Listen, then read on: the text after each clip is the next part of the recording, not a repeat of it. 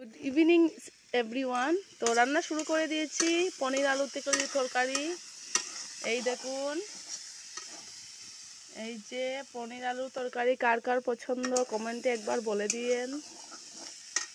পনির তরকারিতে এখন ঝোল দিয়ে দেব। ঝোল তো দেওয়া হয়েছে, গঙ্গার দরও দিয়েছি, পুরো গঙ্গা ঢেলে দিয়েছি। এখন শুধু জালুটার অপেক্ষা, আর গরম মশলা দিয়ে হয়ে যাবে তরকারি। শুকনাটা দিয়ে দিলাম, একটু অপেক্ষা করবে। নিয়ে আসলাম মিট মশলা, কিন্তু কোথায় পেলাম না গরম মশলা। দেখুন তরকারিটা দেখে নেব।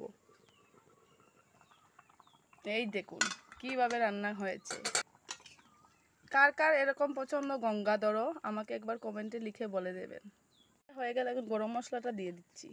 সরি, গরম মশলা নয়, মিট মশলা। এই দেখুন,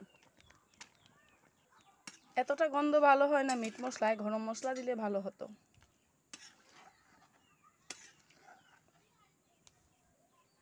ফাইনালি তরকারিটা হয়ে গেল।